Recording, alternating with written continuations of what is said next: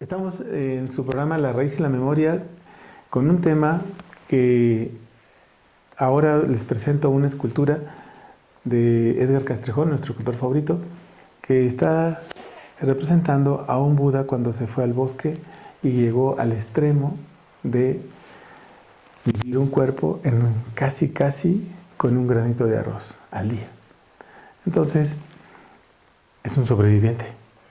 Y el tema de hoy es porque tenemos a nuestro invitado Miguel Ángel Torres Becerril, que él es un psicólogo, un maestro en cuerpo y salud, un estudiante del doctorado en estudios interdisciplinarios y es un orientador vocacional en la UVM y es terapeuta y también es una persona que ha investigado los sobrevivientes de cáncer.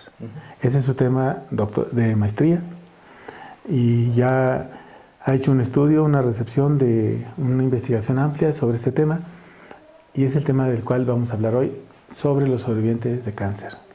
Pero primero, ¿quién es Miguel Ángel Torres Becerril? ¿Quién es? ¿De dónde vino? ¿De dónde llegó? ¿Cómo se escapó de allá? ¿Qué ha hecho de allá de la escuela, no? ¿Qué ha hecho? ¿Por qué ese tema? ¿Por qué ese tema? Y bueno, primero, ¿quién es? Y luego, ¿quién es? ¿Por qué ese tema? Okay. Bueno, antes, muchas gracias por la invitación, maestro. No, es tu casa. La casa de los que estudian aquí. Los que estudian aquí es su casa, ¿no? Muchas gracias, ¿no? Pues bueno, pues actualmente me dedico a... Soy orientador, ¿no? Soy psicólogo. Estudié en UVM Campus Hispano, ¿no? La carrera de psicología. Ahí conocí un maestro, el maestro Juan Elías. Y pues bueno, ¿no? Yo estaba pasando fases de mi vida, ¿no? La cuestión era como... Pues había un divorcio de mis papás, ¿no? Estaban haciendo... bueno, ya estaba mi hermana, estábamos ahí. Pero me di cuenta que yo estaba como que no estaba bien, ¿no? Decía, es que algo falta. ¿Algo faltaba? ¿O algo se movió? Algo faltaba, algo se movió. Entonces decía, es que... Pues yo me sentía mal, ¿no? Todo salió como a raíz del divorcio de mis papás. Decía, es que yo tengo que hacer algo, ¿no? O sea, tenía la necesidad de hacer algo porque veía que muchos estaban divorciados, tenía amigos así. Y dije, bueno, pues yo creo que al principio, bueno, no decía eso, no decía es que me siento mal o tengo que hacer algo por mí. Entonces dije, bueno, la carrera de psicología pues me gustaba mucho, ¿no? Decía es que de chiquillo me llamaba la atención eso del lenguaje corporal, ¿no? Decía, ¿qué es esa cosa, no? Y cómo es que el cuerpo uno lo puede ver y lo entiende sin que la persona diga. Pero tenía 5 años, ¿no? Me acuerdo que tenía 5 años y... ¿Se apuntabas para ser lector de documentos vivos? Sí. No, tenía 5 años y jugaba con un amiguito que se llama Víctor. Y yo veía a mi mamá, ¿no? Veía a mi mamá que estaba platicando con la mamá de mi amigo y ambos... bueno, yo me enfocaba en los pies de mi mamá. Es que con los pies de mi mamá apuntan hacia allá, hacia la casa, es que se quiere meter, ¿no? Y íbamos en el kinder, 5 o 6 años. Y decía, no, vamos a seguir jugando, ¿no? Mi mamá estaba... No, pero no le decía eso, ¿no? Yo lo sabía. Y después cuando crecí, pasó todas esas cosas del divorcio, ellos se fue, bueno, mi papá se fue, mi mamá nos quedamos con ella. Decía, es que yo me acuerdo que hacía esto, ¿no? Y en la prepa lo seguía haciendo y decía, hay algo que nosotros decimos sin hablar, ¿no? Entonces creo que eso es importante investigar y de ahí nació esa cosquillita, ¿no? De estudiar psicología.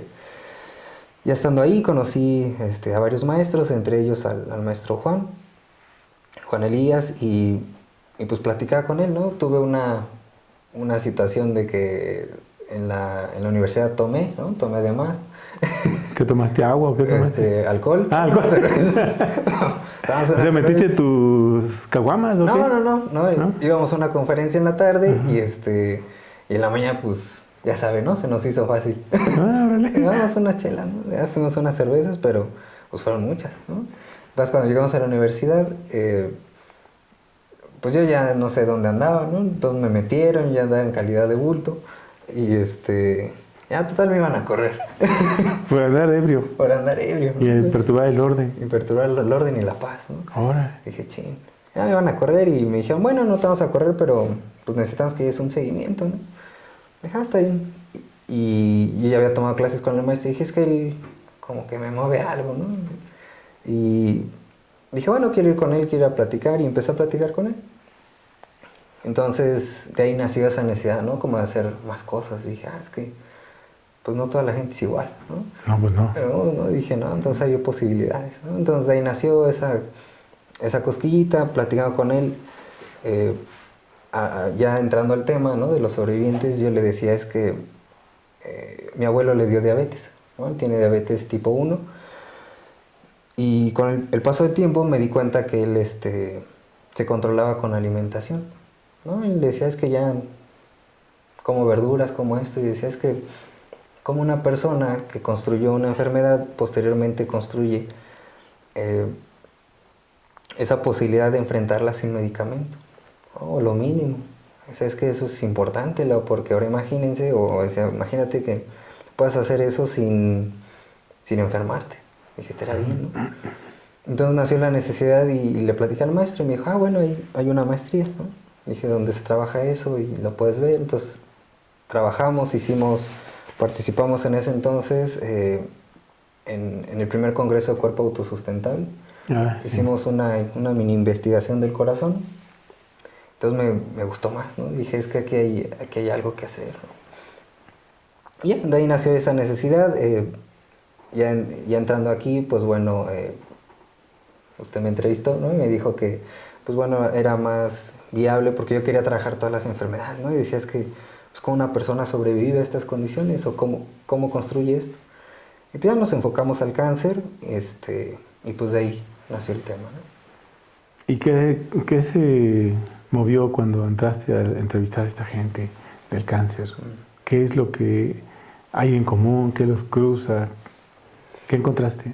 Entramos ya a la investigación, pero vamos a desarrollarla un poco más ampliamente. Pero ahorita en la entrada, ¿qué es lo que encontraste ahí en ese mundo?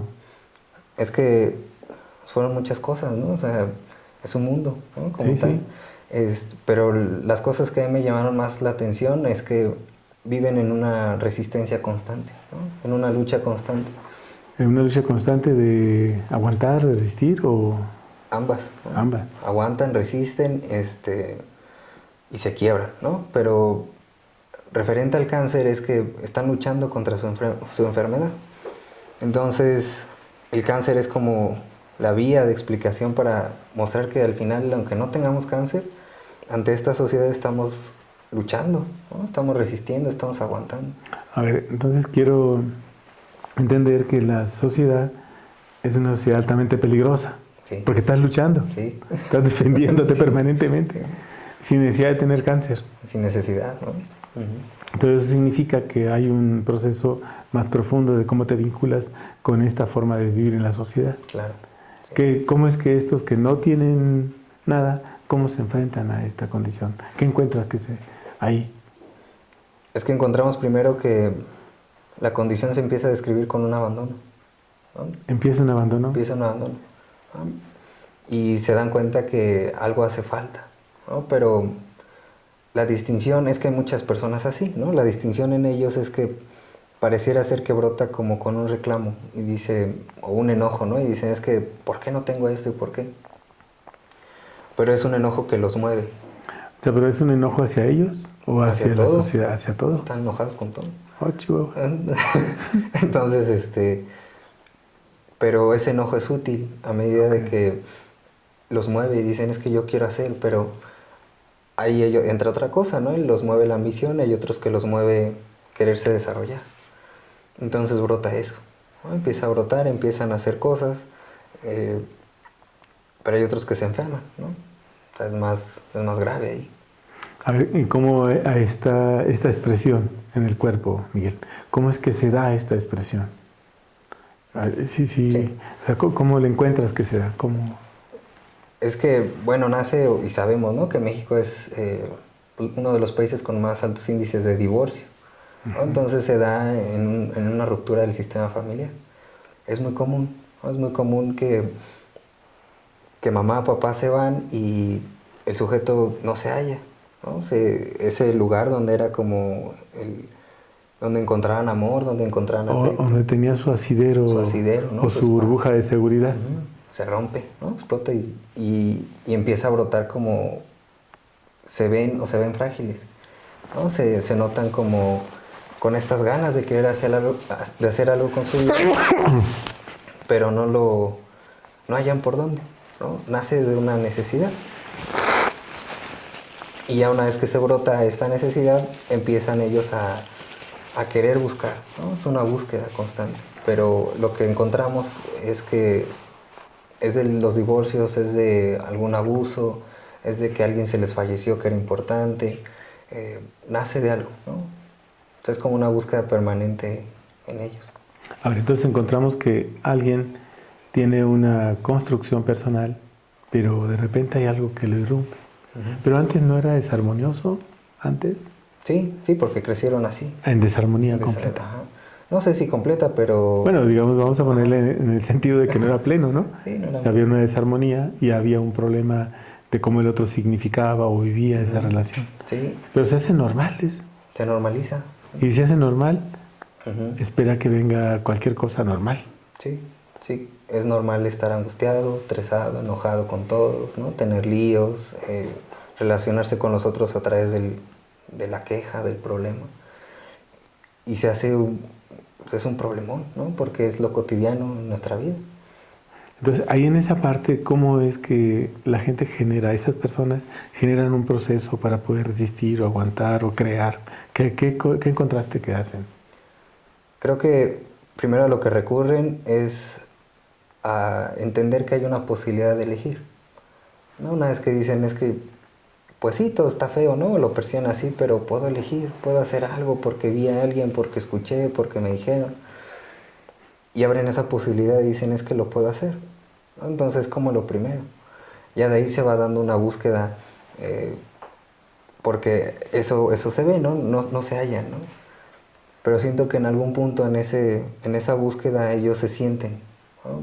Sienten su interior y creo que más a fondo sienten una necesidad de conectarse con su yo, con la vida, con la naturaleza, con Dios, como se les quiera llamar.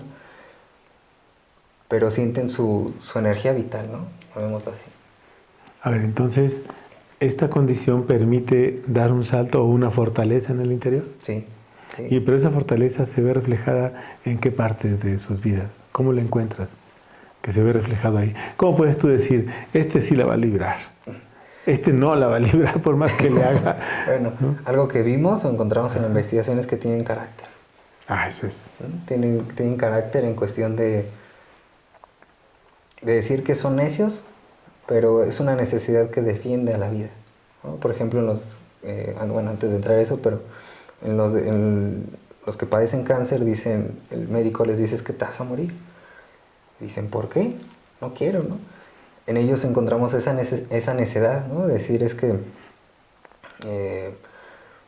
pues no quiero, no va a hacer lo que tú me dices, pero no porque son enojones, ¿no? Pero defienden su vida. Okay. Entonces las personas, nace eso también, ¿no? Aunque no tengan cáncer, nace esa condición de decir, quiero hacer, quiero proponer, pero no sé cómo. Ok. Vamos a hacer una pequeña pausa, Miguel, y ahorita de regreso vamos a tocar este tema y vamos a diferenciarlo. Sí. Regresamos en un momento, no se vayan, ahora volvemos.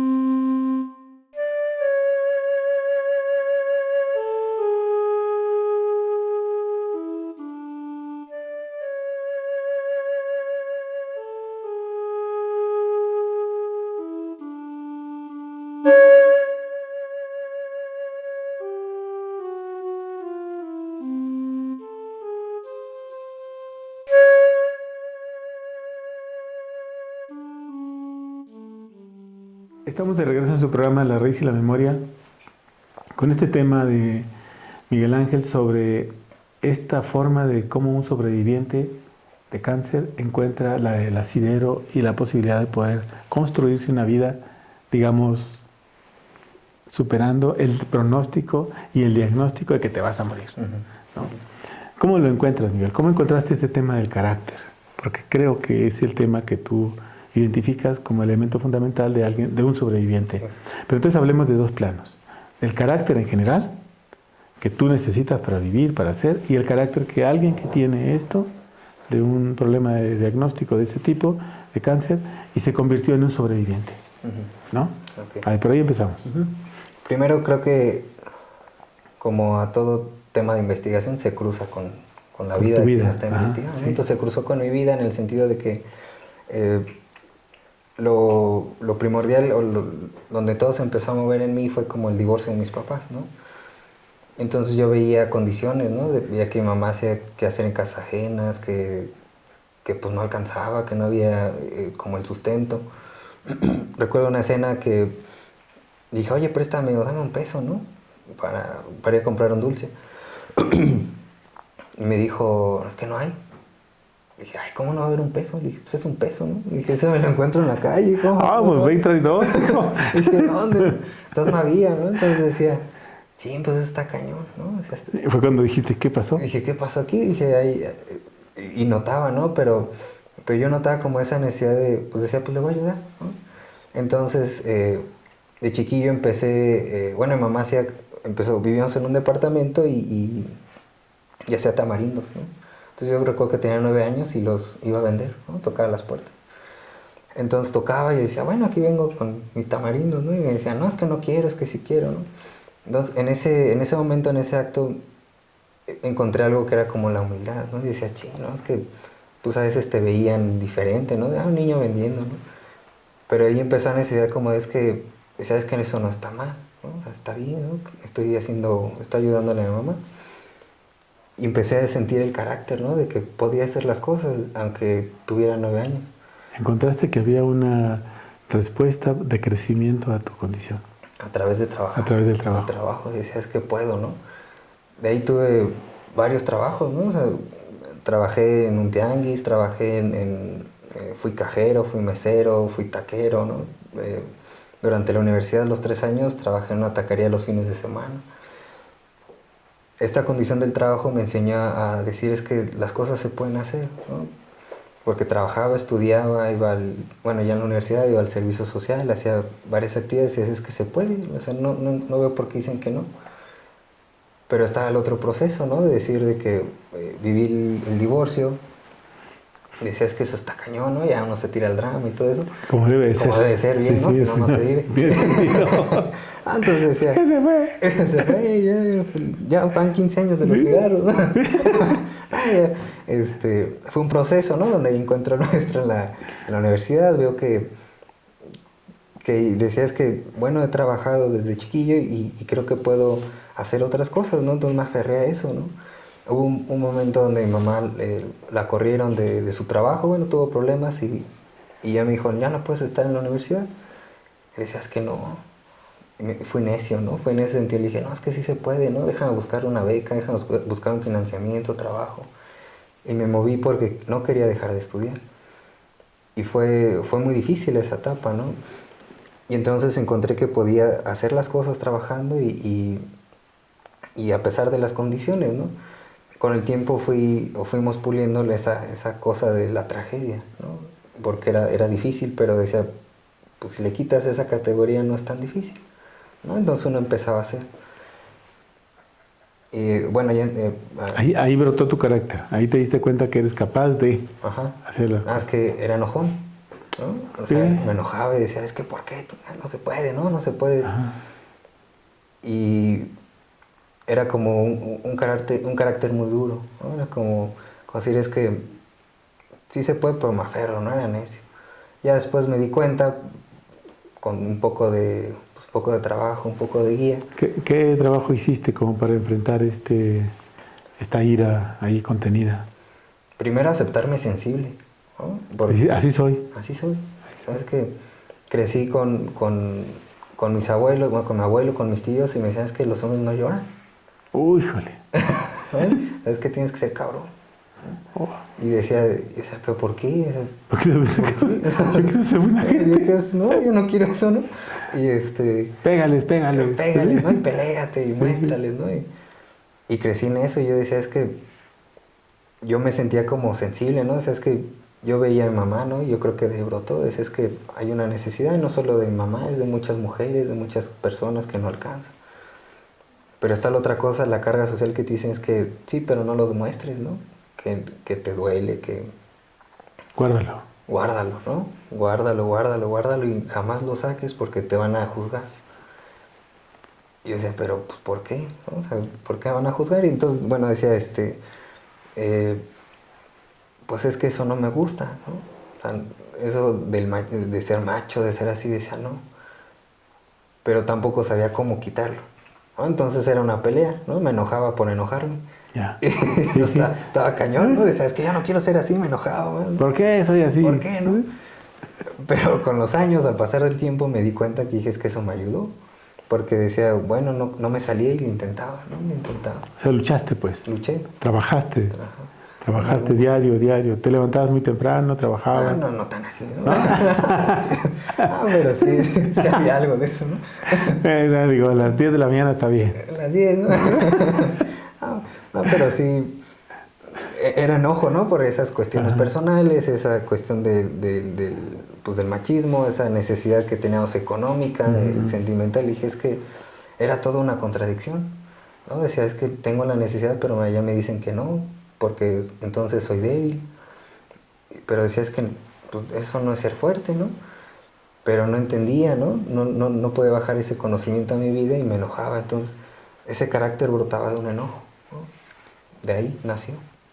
O sea, identificas que es posible, que es factible transformar ese enojo en canalizarlo. Sí. Y decir, puedo realizar mi proyecto, mi plan y cambiar mi proceso personal. Sí. Ok. ¿Cuál fue el trabajo que te permitió tener más paz?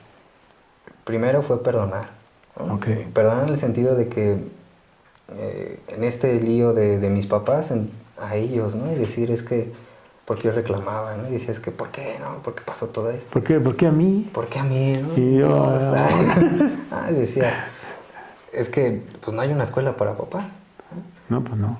Antes de que yo estuviera aquí, ellos fueron adolescentes, tuvieron su vida. Entonces lo empecé a dimensionar, ¿no? En otras palabras, comprendiste sus circunstancias. Sí, como seres humanos. Y no hiciste juicios de ellos. No, al principio sí, ¿no? Claro, no, sí, les diste duro. Pero después ya no. Dijiste, bueno, pues así son.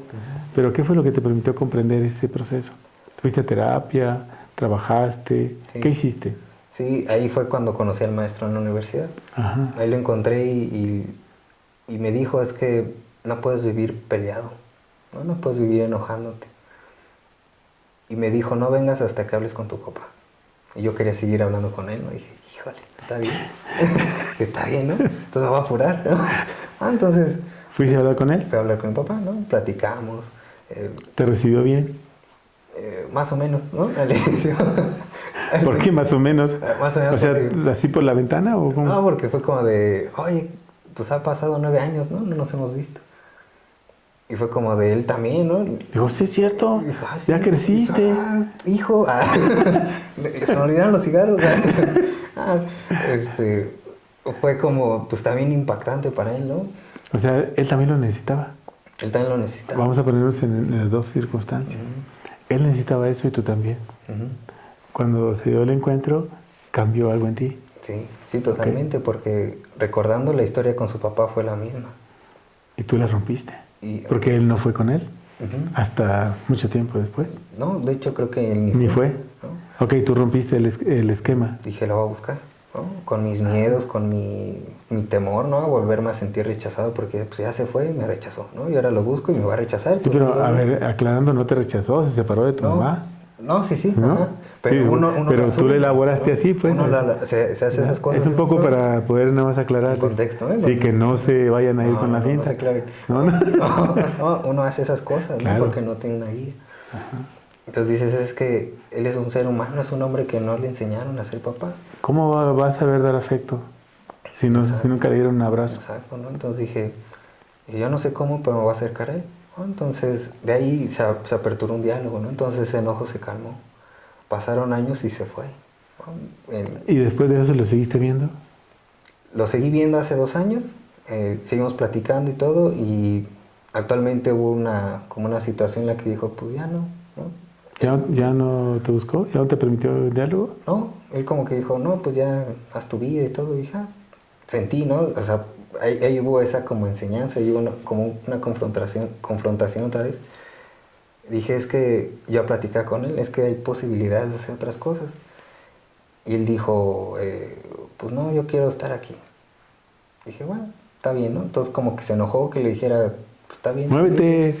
Eso fue lo que le dijiste. Es que no pasa nada, ¿no? O sea, Supera tus miedos. No hay tragedia, ¿no? Y dije, no, tranquilo, ¿no? Porque hablamos, ¿no? Y le dije un día, la voz que te amo, ¿no? Te agradezco porque me diste la vida. Y él me dijo, pues, ¿qué me agradeces si yo no he hecho nada por ti? Y dije, no, pues, ¿cómo no, no? Me diste la vida.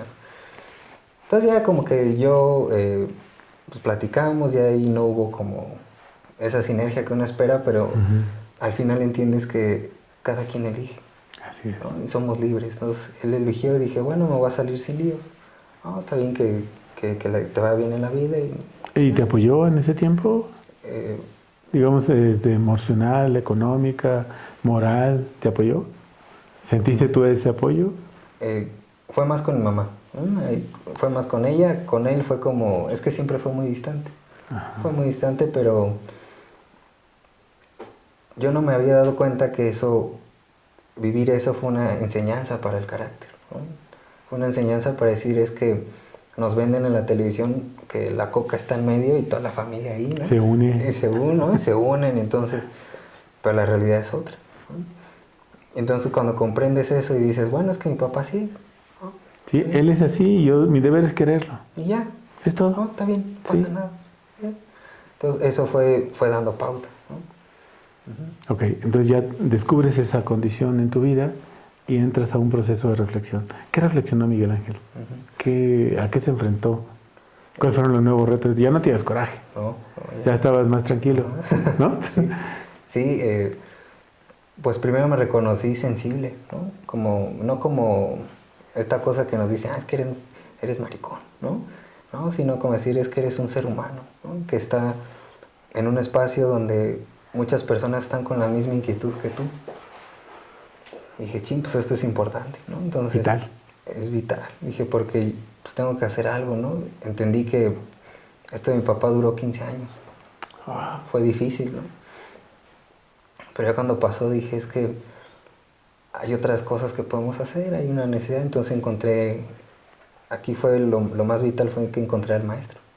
Entonces empezar. Ya después pudiste platicar, fuiste, hablaste y luego ya pudiste Ya platicar. dije, ya, ¿qué cree? Ya regresé. ¡Sorpresa! Sorpresa, ya 2 años después. No, porque sí fue difícil, ¿no? Claro. Pero ya llegué y todo, y ahí empezó como la guía del maestro, ¿no? Empezó a decir que pues no solo basta con perdonar, ¿no? Y vivir así, sino que puedes hacer propuestas.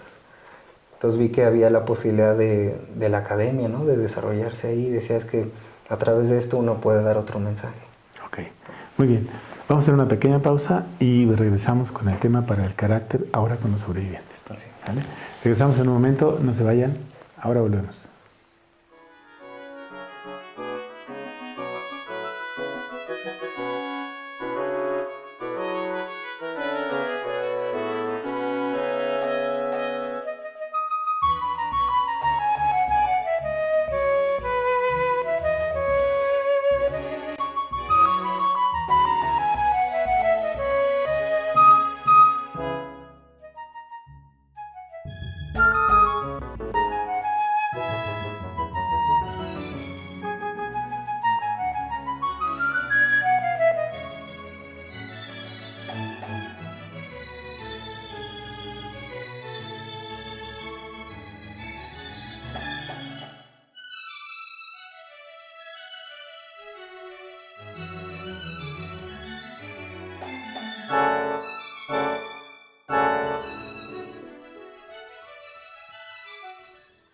Estamos de regreso en su programa La Raíz y la Memoria con este tema que en realidad nos puede cambiar el esquema de vida, porque Miguel Ángel acaba de decirnos que hay un proceso de cómo es que descubres tu carácter, cómo lo enfrentas para crecer como persona.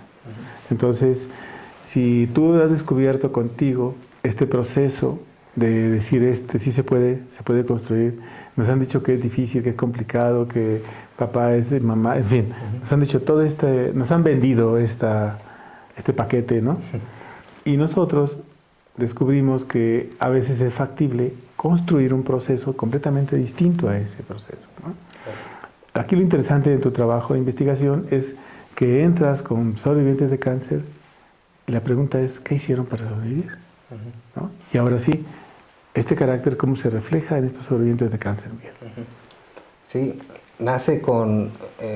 hay un momento específico, ¿no? Nace cuando... o el momento está cuando están en el consultorio, lo describen así, ¿no? Estamos con el doctor, el médico, y nos dice, pues ¿sabes qué? Ya tenemos una biopsia y todo, y aquí están tus resultados, tienes cáncer. Genera un impacto en ellos, ¿no?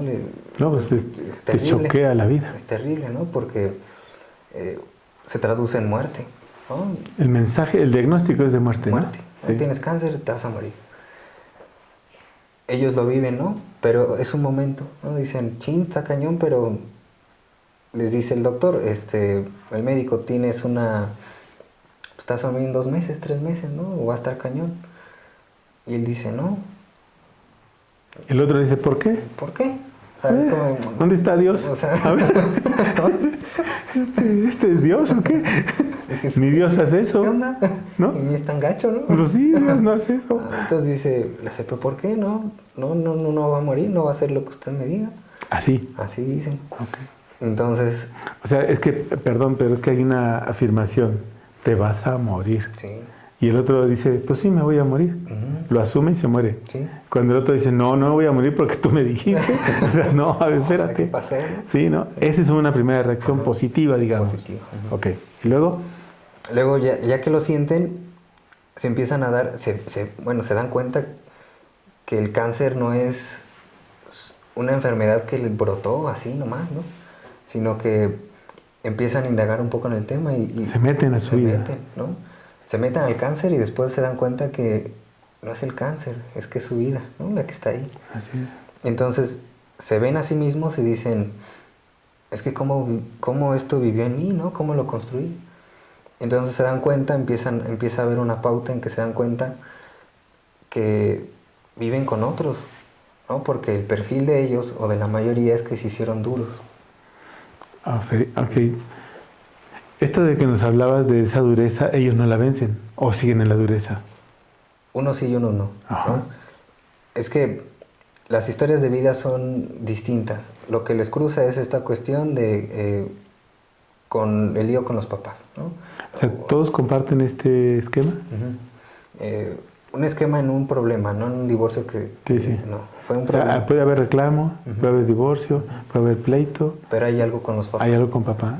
Reclamos absurdos o reclamos, según ellos, muy buenos reclamos, sí, ¿no? Sí, ellos le dan el nivel. El matiz que quieren, ¿no? Que quieren, pero existe ese reclamo, ¿no? Sí, existe ese reclamo, pero es un reclamo que se guarda, ¿no? Es un reclamo que... No procesa, que no sale. No sale, ¿no?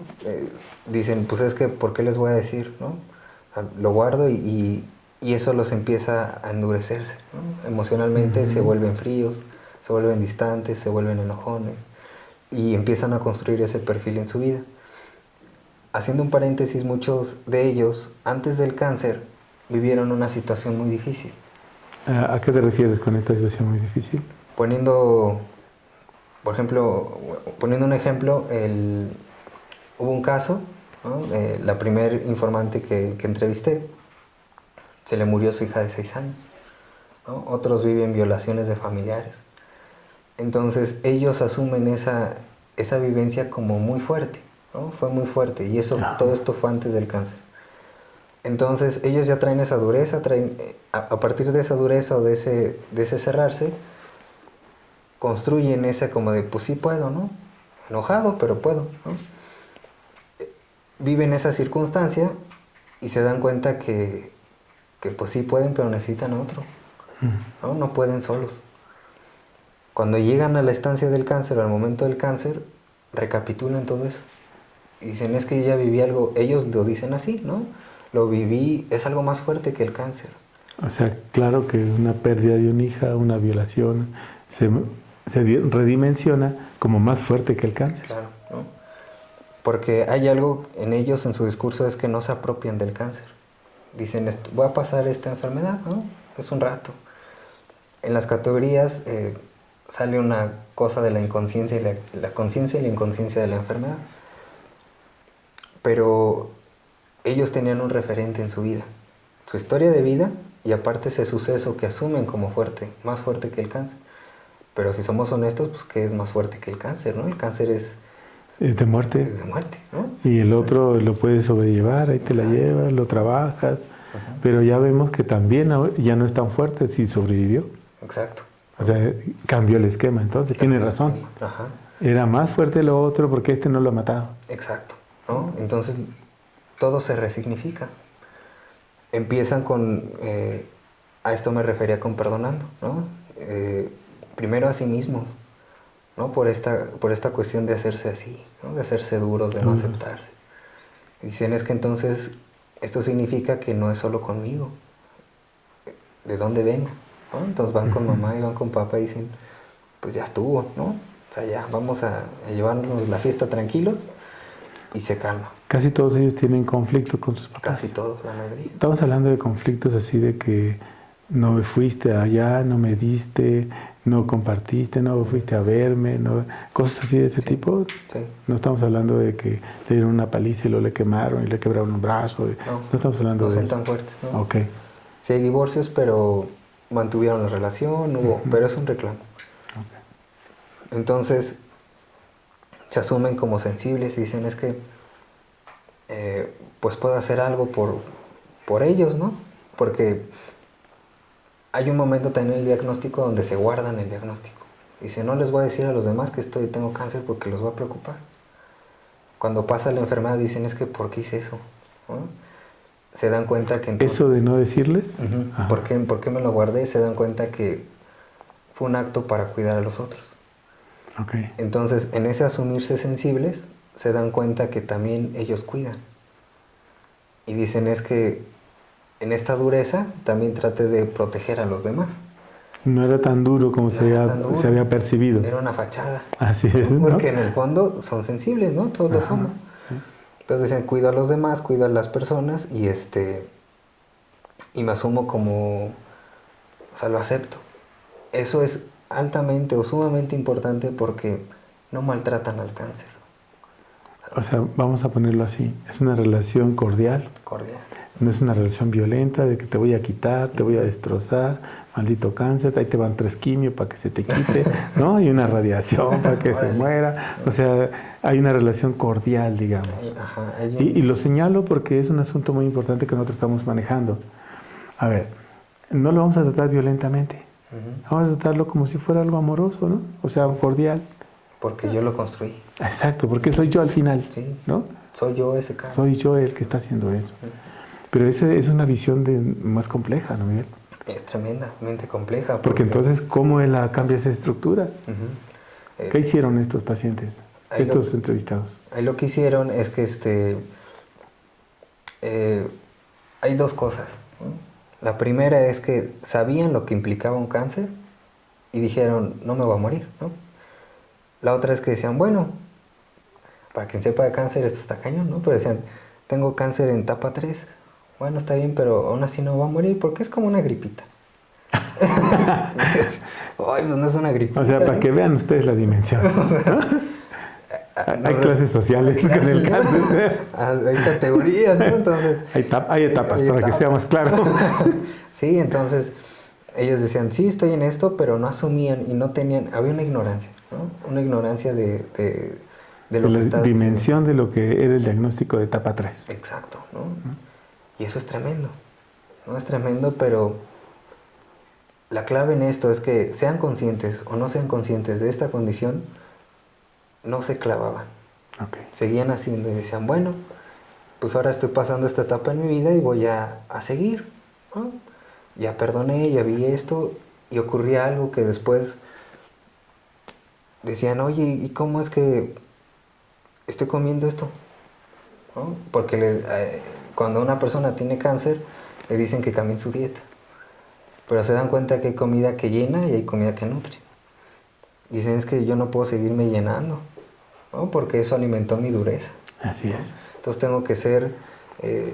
tengo que comer cosas que abran esta condición. No lo explican así, ¿no? Pero dicen, es que ya tengo que nutrir mi cuerpo. Sí, pero la lectura es esa. La lectura es esa. La lectura que estás haciendo tu investigador de día afuera Ajá. es justamente que aquí hay un proceso, ¿no? Uh-huh. Pero ese no lo identifican. No todos. No todo. No, porque hay unos que cambian sus hábitos totalmente y hay otros que nada más es durante el cáncer. Y después dicen, ya estuvo. Dijo, ya la libré. Voy por mi barbacoa. Voy por mi barbacoa y dicen, y como el cáncer es multifactorial, multicausal, pues no importa si sigo fumando. ¿No? Pues, ay, híjole, no, está cañón, ¿no? Está más cañón. Pero a los que sí cambiaron los hábitos nos dimos cuenta que abren una conciencia. Que dice, no es solo una cuestión de que sí es multicausal y todo, pero yo lo construí. Eso es. No vino, o puede venir de afuera, ¿no? De la piel y el sol y esas cosas, pero se asumen y se hacen más conscientes. Ya. Cambiaron su percepción de ese cáncer y de su persona y de su vida. Sí. O sea, se resetearon. Se resetearon, cañón, ¿no? Uh-huh.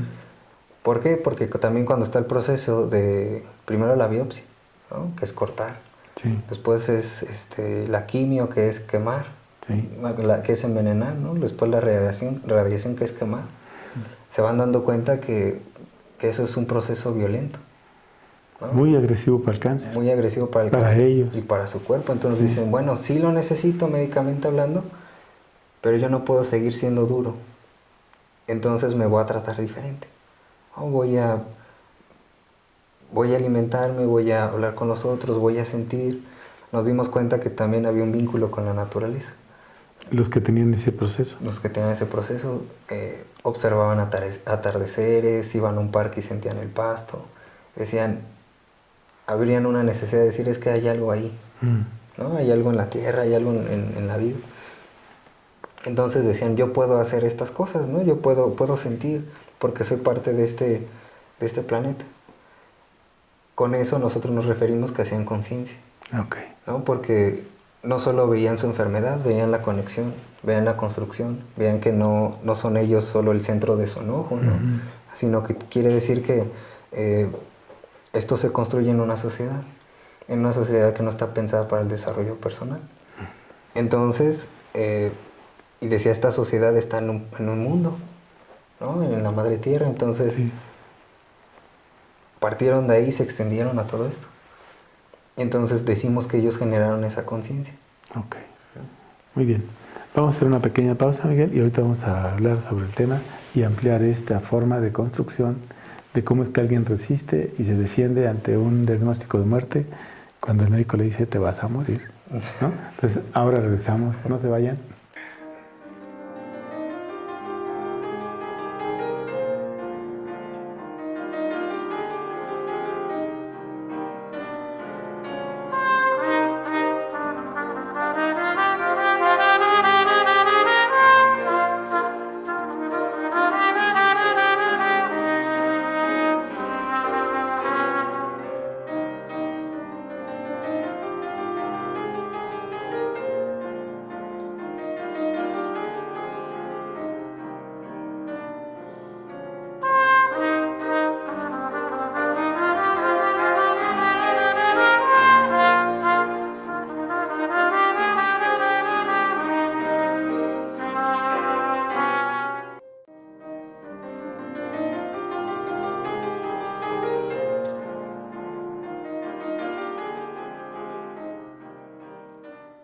Estamos de regreso en su programa La raíz y la memoria con este tema del carácter y este diagnóstico de muerte que se da en alopatía y el surgimiento o el descubrimiento de parte del paciente de cuál es lo que hay que hacer, ¿no? Su carácter.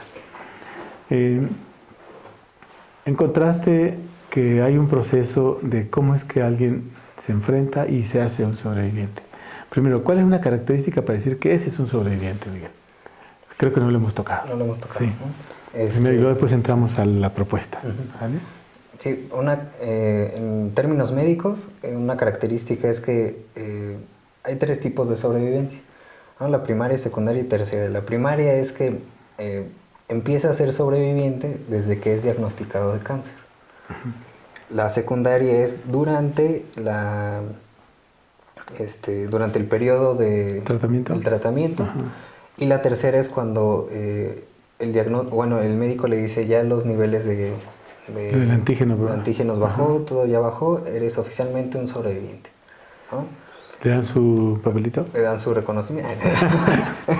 Le dicen que se dice que a partir de ese momento ya es un sobreviviente, y es un sobreviviente extenso, cuando ya tiene 5 años que no hubo recidiva, no hubo regreso. No hubo remisión, ¿no? Entonces, nosotros nos enfocamos a esos tipos de sobrevivientes. A esos de que ya no hay remisión. Que ya no hay remisión, ¿no? Okay. Entonces, tuvimos varios tipos de informantes, ¿no? Hubo cáncer, el más común fue cáncer de mama, tuvimos cáncer de próstata, cáncer de hueso, cáncer en el músculo de rodilla, en los que están alrededor. Tuvimos cáncer del músculo, el cartílago de la nariz. Tuvimos de colon, ¿no? Tuvimos cáncer rectal. Oh. Fueron bastantes tipos de cánceres, ¿no? Y en todos tiene una característica importante. Sí. En ellos aparece este tema del carácter. El carácter. Okay. ¿No? Nos dimos cuenta, que salía de un enojo. Pero avanzando en el discurso, vimos que también eran fuertes, eran personas fuertes, ¿no? Porque a pesar de la adversidad no sucumbían, ¿no? A pesar del cáncer decían, no, yo voy a seguir. Entonces está la dureza, está la fortaleza, pero hay un punto medio en ellos, en esas 2 categorías, ¿no? El punto medio es que hay una flexibilidad. Se doblaban, la vida los ponía en dificultades y nunca se quebraban. Entonces empezaban a desarrollar eso. Cuando pasan esta fase del cáncer, su vida cambia totalmente porque se ven flexibles. Flexibles entendiendo o en términos de que pueden seguir haciendo, ¿no? Que pueden construir, que pueden retomar. Y también que pueden aceptar alguna cosa que venga de afuera. Exacto, ¿no? Sin liarse, sin enojarse, sí. Aceptándole y diciendo, está bien. Aún así, eso no quiere decir que ya no se enojen. No, claro. ¿no? Sí, pero ya no se clavan, ¿no? Ya se indignan, dicen, esto está cañón, pero bueno, vamos a hacer algo, ¿no? Retoman proyectos que tenían pendientes, generan nuevos proyectos y siguen avanzando. Entonces, ahí encontramos que hay una acción que es recuperar este principio, esta alegría, este compromiso de vivir. Sí. Pero ¿cómo lo identificas tú en ellos? Porque es que te pregunto esto por una razón. Hay un proceso de derrota cuando alguien te dice te vas a morir. Uno se derrota. Sí. O además no se derrota uno, lo desarman, sí, lo desquebrajan, ¿no? Si no estás listo para eso, nunca nadie está listo, pero si no estás preparado en términos del carácter previamente, es difícil, ¿no? Entonces, ¿cómo es que encontramos que tenían una historia todos, ya vimos que comparten, pero hay un punto donde se puede rajar? ¿Dónde está la duda? Es así como es un caminito y se bifurca. Sí. ¿Cuándo pasa eso, Miguel? Es que hay 2 puntos. Uno se bifurcan. Ahí es donde se asumen sensibles y dicen, es que necesito al otro, que me ayude, que me dé una palabra, que me diga que sí puedo. Cuando estamos hablando que necesita al otro, ¿a quién está recurriendo? A familiares cercanos. Cercanos. ¿No? ¿Al médico no? Al médico no. Ok. Siempre a los seres queridos. A los seres queridos, ¿no? Ok. No es una cuestión despectiva decir al médico no, sino es... bueno, es que no, él le dijo que no, que se iba a morir. Ajá. Entonces, no era el mejor lugar. No era el mejor, no. Sí. ¿no? Pero ya no se pelean con eso, ¿no? Okay. Dicen, es que voy a mi esposa, voy a mis hijos, voy con su familia nuclear, ¿no? Entonces, sacan fuerza de ahí, ¿no? Y porque sí llega un momento donde ellos registran que es que ya no puedo, ¿no? ¿no? Las Pues, quimios ya me cansaron. claro. Las radiaciones ya me cansaron, me están quemando la piel, estoy con ya no puedo, ¿no?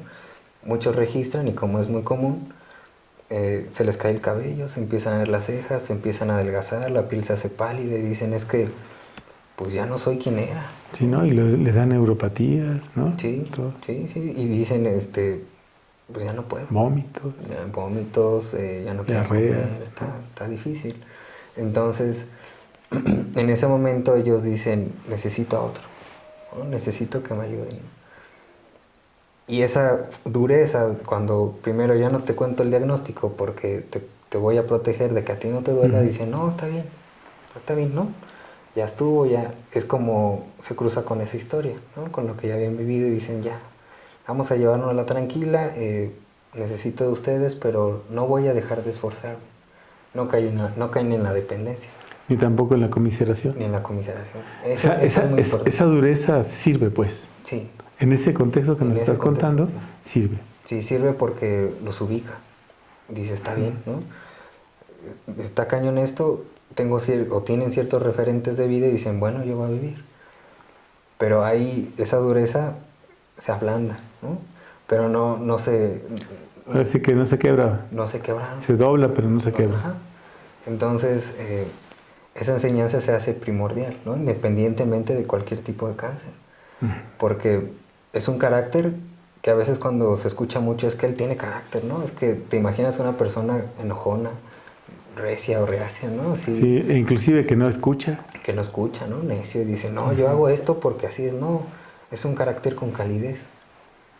Es un carácter que incluye a los otros, que dialoga con los demás, que habla con las personas, que ve la vida, ¿no? Es un carácter flexible. Ok, entonces ahí en ese momento tú desde afuera vas a entrevistas, estudias, sacas categorías, haces correlación. ¿Qué les ofreces? ¿Cuál es la propuesta? Ahorita en el doctorado la propuesta es planeamos hacer dos, ¿no? La primera, cómo resignificar a una persona que tiene cáncer, cómo resignificarle su proceso para que no se le haga caótico, ¿no? Porque puede estar con la sombra de que va a volver. Sí, ese es otro punto importante, ¿no? Viven a veces con ese miedo, ¿no? Como de ese miedo de que va a regresar, pero dicen, entonces me comprometo más, Okay. ¿no? Me comprometo el doble porque esta cosa puede regresar. Entonces, se asumen como, o bueno, dicen que van a empezar bueno, nace este miedo y dicen, ya no voy a seguir así. Empieza un proceso de, bueno, la construcción con ellos sería aceptar ese miedo que existe, que pues sí es probable, pero depende mucho de ellos. Hay un discurso rosita, ¿no? Que nos venden siempre es que la actitud y el carácter y todo eso, ¿no? Y algo así como ¿quién se llevó tu queso? Ajá, algo ¿no? así. Sí. ¿No? Entonces... o el caballero de la armadura oxidada. Algo así.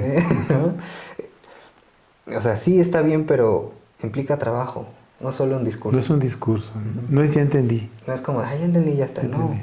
Porque es una enseñanza que es diario con la vida. Te tienes que levantar temprano, hacer, enfrentarte, resolver, incluir, trabajar, dejar, cooperar, soltar, ¿no? Cooperar, dejarte llevar, hacer, escuchar, sentir, aceptar la ayuda también. Aceptar, ¿no? Entonces el plan del doctorado es que ellos vean esa posibilidad en su cáncer, ¿no? Y que no lo asuman como que es violento, que los va a matar, ¿no? Es algo que tú construiste y lo puedes resignificar.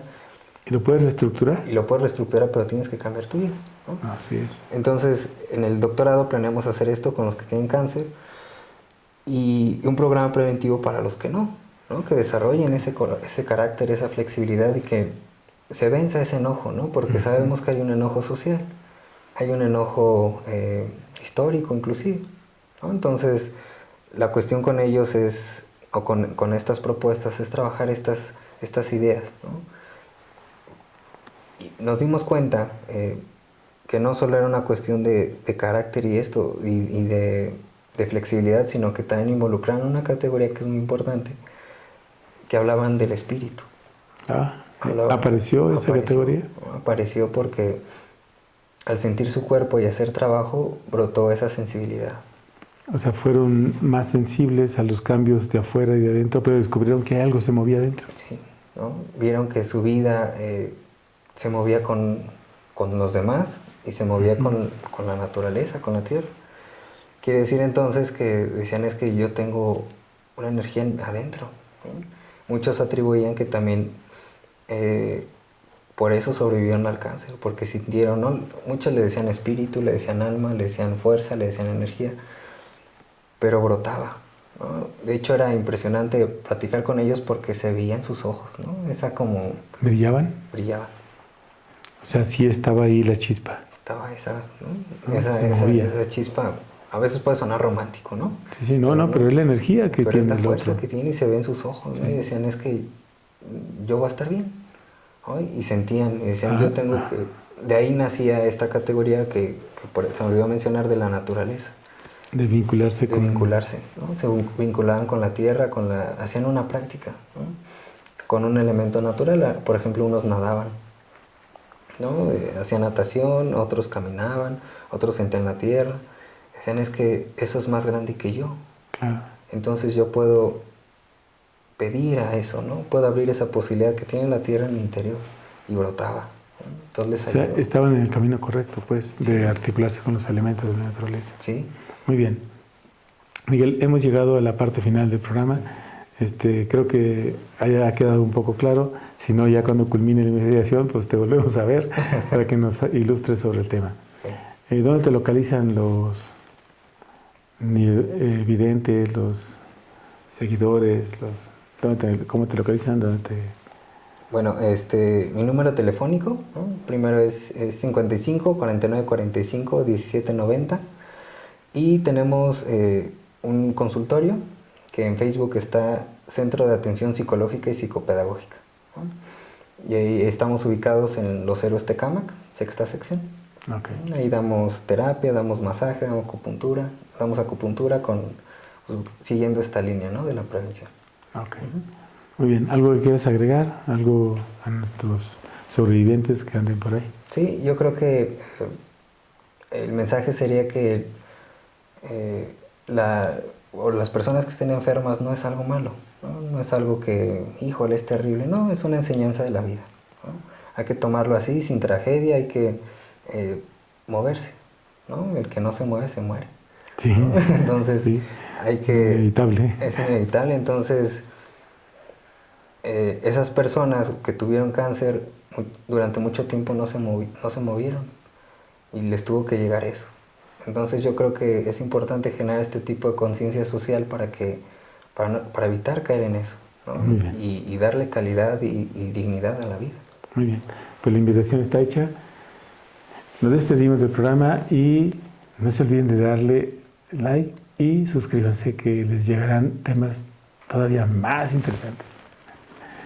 Hasta la próxima, nos vemos.